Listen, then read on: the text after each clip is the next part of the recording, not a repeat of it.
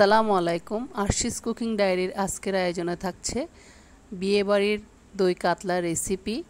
মাছ রান্না যে কতটা টেস্টি হতে পারে সেটা আপনারা এই রেসিপিটি না দেখলে কিছুতেই বুঝতে পারবেন না। আশা করছি রেসিপিটি সবাই বাসায় একবার হলেও ট্রাই করবেন। তো কথা না বাড়িয়ে চলে যাচ্ছি মূল রেসিপিতে। প্রথমে আমি কাতলা মাছের পিসগুলোকে খুব সুন্দর করে পরিষ্কার করে ধুয়ে নিয়েছি। এবার ম্যারিনেশনের জন্য দিয়ে দিচ্ছি অল্প পরিমাণে হলুদ গুঁড়া, মরিচ গুঁড়া আর অল্প পরিমাণে ধনিয়ার গুঁড়া এবং লবণ। ভালোভাবে মশলাগুলোকে মেখে নিয়ে ম্যারিনেশনের জন্য রেখে দিব মাছগুলোকে। এ পর্যায়ে আমি একটা স্পেশাল মশলা তৈরি করব। নিয়েছি 2 টেবিল চামচ মতো পোস্ত এবং 7-8টা কাজু বাদাম। এটাকে আমি পেস্ট করে নিয়েছি। এ পর্যায়ে আমি ফ্রাই প্যানে তেল দিয়ে সবগুলো মাছের পিসগুলোকে আমি হালকা ভেজে নিব।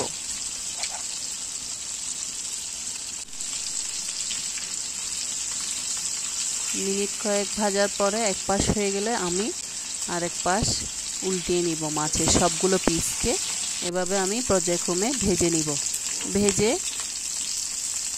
আমি একটা ডিশে মাছগুলোকে তুলে নিব।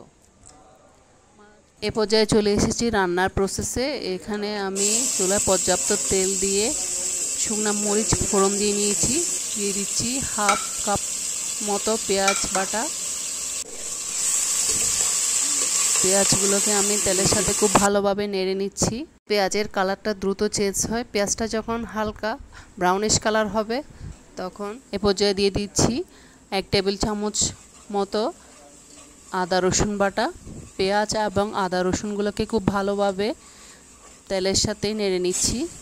এ পর্যায়ে দিয়ে দিচ্ছি লবণ। লবণটা একটু বুঝে দিবেন, কারণ আমি ভাজার সময় কিন্তু মাছে লবণ অ্যাড করছিলাম।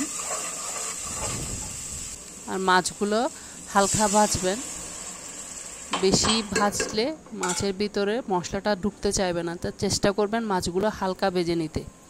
এ পর্যায়ে দিয়ে দিচ্ছি পানি এবং থেকে বেটে রাখা পোস্ত এবং বাদামের পেস্টটা, এবং এ পর্যায়ে দিয়ে দিচ্ছি হাফ কাপ মতো টক দই, যেটা হচ্ছে এই রান্নার মেইন ইনগ্রেডিয়েন্ট। সবগুলো মশলাকে আমি খুব ভালোভাবে নেড়ে নিচ্ছি। চুলার জালটা থাকবে একদম মিডিয়াম টু লো এর মাঝামাঝিতে। যখন মশলাটা কষে যাবে এ পর্যায়ে আমি অ্যাড করব গুঁড়া মশলা।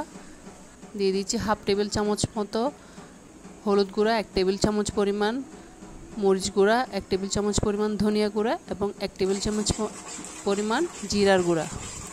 আবারও সবগুলো গরম মশলাকে নেড়ে মাছগুলো আমি এর মধ্যে দিয়ে দিয়েছি এবং ঢাকনাটা দিয়ে দিচ্ছি।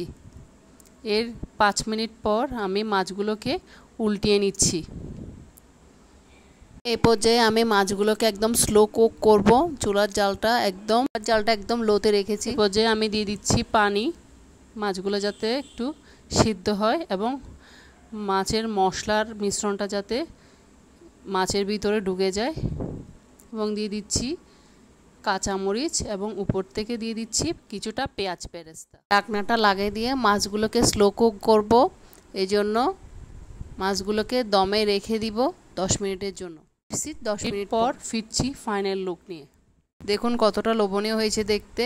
এটি পোলাও কিংবা ফ্রাইড রাইসের সাথে খেতে একদম জমে যাবে। আশা করছি আমার রেসিপিটা ভালো লেগেছে। ভালো লাগলে অবশ্যই লাইক, কমেন্ট এবং আমার চ্যানেলটা অবশ্যই সাবস্ক্রাইব করবেন। আপনাদের লাইক ও কমেন্ট আমাকে অনেক বেশি অনুপ্রেরণা দেয়। দেখা হবে অন্য কোনো দিন অন্য কোনো আয়োজন নিয়ে। ততক্ষণ পর্যন্ত আল্লাহ হাফেজ।